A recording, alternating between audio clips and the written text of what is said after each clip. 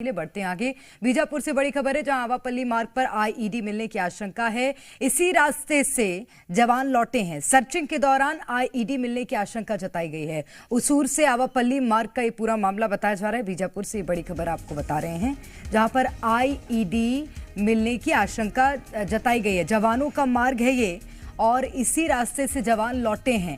यहां पर अनुमान यह है कि नक्सलियों ने कोई आईईडी प्लांट किया हो सकता है, क्योंकि बौखलाहट नक्सलियों की साफ देखने मिल रही है। और बीते दिन जवानों की जिस तरह से मुठभेड़ नक्सलियों से हुई, उसमें जवानों को बड़ी सफलता हाथ लगी थी, जिसके बाद यह आशंका जताई जा रही है कि मार्ग पर आईईडी बम हो सकता है। और राजेश निषाद हमारे संवाददाता बीजापुर से हमारे साथ सीधे जुड़ गए हैं। राजेश, तस्वीरें दिखाइएगा। अनुमान लगाया गया है कि रास्ते में आईईडी हो सकता है। बिल्कुल निश्चित तौर पे देखिए, ये जो रास्ता ये देख रहे हैं, ये आगे वो तस्वीरें देख रहे होंगे कि वहां पे बड़ी संख्या पे जवान तैनात नजर आ रहे हैं। वहीं पे ये माना जा रहा है, आशंका जताई जा रही है कि वहां पे आईईडी हो सकता है, इसलिए वहां की खुदाई की जा रही है। इस ओर की यदि आप तस्वीर देखेंगे तो इधर देखेंगे तो चप्पे चप्पे पे जवान तैनात यहाँ पे नजर आ रहे हैं। और ये जो रास्ता मैं बता रहा हूँ, ये रास्ता सीधे चूंकि ये उसूर की ओर जाता है और इसी रास्ते से हमारे जो जवान हैं वो इसी रास्ते से पैदल आवापल्ली की ओर जाते हुए दिखाई दिए हैं। जब नक्सलियों ने जब मुठभेड़ हुआ बीजापुर सुकमा बॉर्डर पे, तो यही वो मार्ग था जहां पे भारी संख्या में हमारे सुरक्षा बल के जवान सफल मुठभेड़ को अंजाम देने के बाद लौटते हुए नजर आए थे। फिलहाल अभी ये स्पष्ट नहीं हो पाया है आईईडी है या नहीं है, लेकिन जो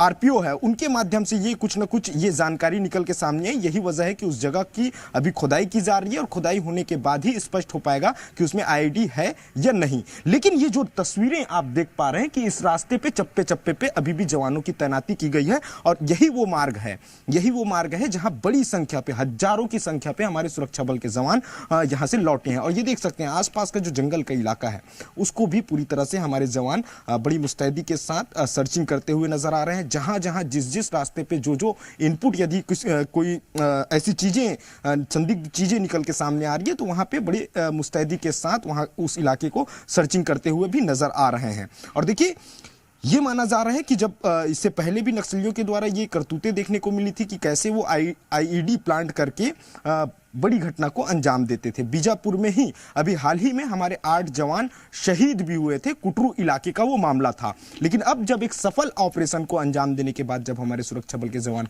लौट रहे हैं, तो जो सर्चिंग की जा रही है तो उसमें कई तरह की संदिग्ध चीजें भी निकल के सामने आ रही हैं। कई जगहों पे हमारे सुरक्षा बल के जवान कुछ लोगों को हिरासत में भी ले रहे हैं, उनसे पूछताछ कर रहे हैं। यदि कोई ग्रामीण रहता है तो उनको वहीं से ही छोड़ भी दिया जा रहा है। लेकिन जो ऐसे संदिग्ध व्यक्ति हैं जिसकी किसी गतिविधियों में कुछ शामिल होने की आशंका जताई जा रही है, तो ऐसे लोगों को शिनाख्त भी किया जा रहा है और उनको थाने लेके भी जाया जा रहा है। लेकिन ये देख सकते हैं अभी भी जवान उस जगह पे, चूंकि ज्यादा नजदीक हम भी नहीं जा सकते, इसलिए दूर से हम ये तस्वीर दिखा रहे हैं कि वहां पे अभी भी जवान मुस्तैद हैं। हालांकि अभी चूंकि खुदाई चल रही है, खुदाई के बाद ये स्पष्ट हो पाएगा कि उस जगह से कौन सी चीजें निकलती है, क्या वहां पे आईडी मिलता है या नहीं। लेकिन जो सर्चिंग के दौरान जो डिटेक्टिव जो चीजें निकल के सामने आई थी, कुछ मेटल जो निकल के आया था, उस पर यह माना जा रहा है कि कुछ संदिग्ध गतिविधियां हो सकती है। इसलिए हमारे सुरक्षा बल के जवान बड़ी मुस्तैदी के साथ इस रास्ते के हर एक जगह पे चप्पे को छान मारते हुए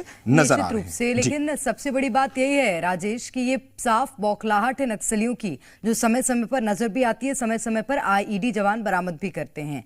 बीते दिन जो मुठभेड़ हुई जवानों की नक्सलियों के साथ, उस मुठभेड़ में कितनी बड़ी सफलता जवानों के हाथ लगी, कितना बड़ा नुकसान नक्सलियों को हुआ, ये बताइएगा। बिल्कुल, देखिए, लगातार हमारे सुरक्षा बल के जवान नक्सलियों की मान में घुस के उनसे लोहा ले रहे हैं और कई बड़ी सफलताएं भी हमारे सुरक्षा बल के जवानों को मिल रही है।